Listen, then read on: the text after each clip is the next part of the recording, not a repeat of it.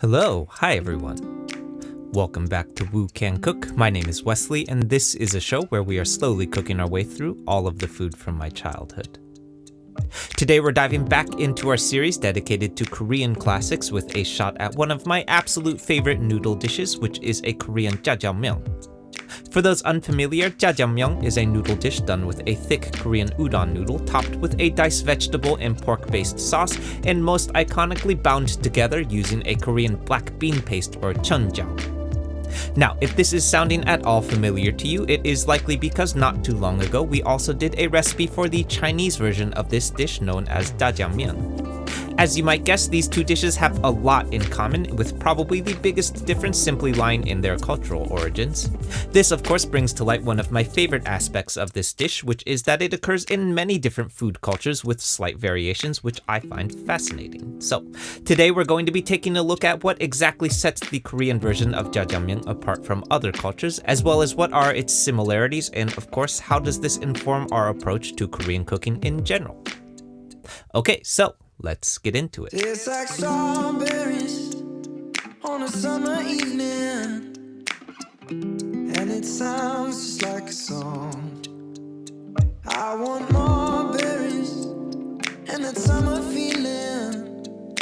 Alright, so diving right in, we're kicking things off with some aromatic veggies for our wok fry.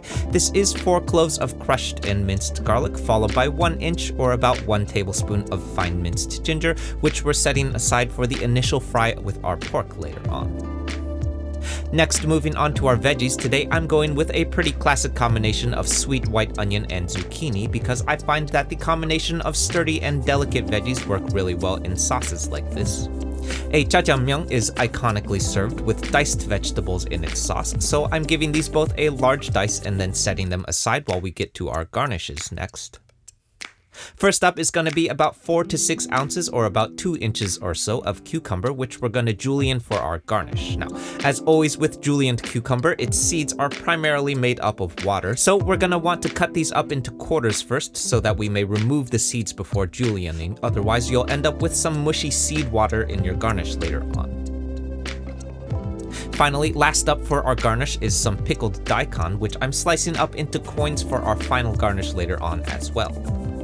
Aside from being just about the most iconically Korean thing that I can think of to serve with a jajangmyeon, these pickled daikon are also going to add some nice sweet and savory crunch to our noodles later on as well, which should really help cut through the richness of our sauce.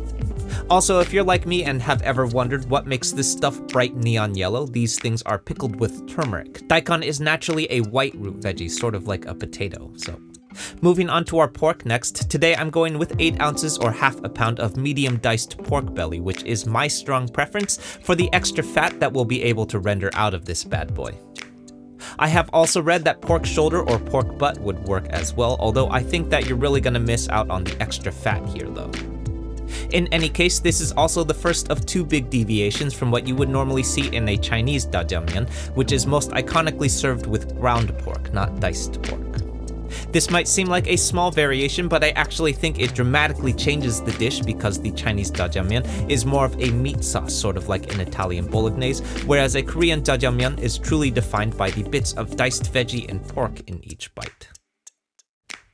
Next up, moving on to our sauce element, as I mentioned earlier, a Korean jajangmyeon is most iconically defined by the use of Korean black bean paste or chunjang, which means that pretty much everything else that we're going to add here is going to be in service of this ingredient. Korean black bean paste, not unlike Chinese black bean paste, is a very rich and umami-forward paste, so today we're mainly going to be adding some sugars and acids to help cut through that richness. Kicking things off, this is 4 tablespoons of soy sauce plus a single tablespoon of brown sugar to start.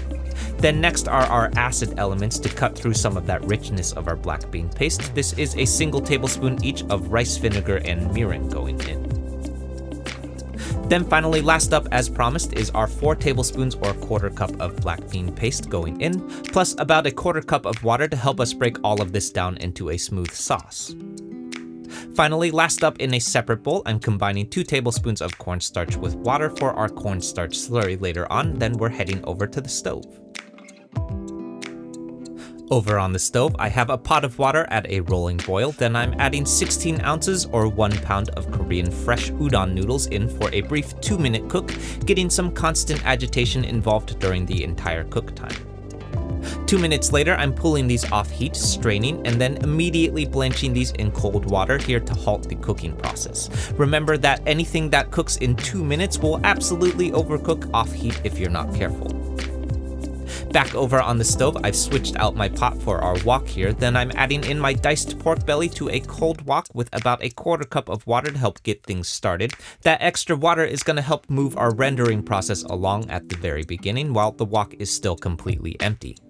Once the wok starts heating up, that water is going to evaporate and then eventually be replaced by rendered pork fat. While we're getting things going on that cold wok though, we're definitely at risk of burning stuff, so the water is going to help prevent that from happening. 5 to 10 minutes later, we should be greeted by some nice crispy pork belly bits, along with all of this absolutely glorious rendered pork fat going on at the bottom of my wok as well.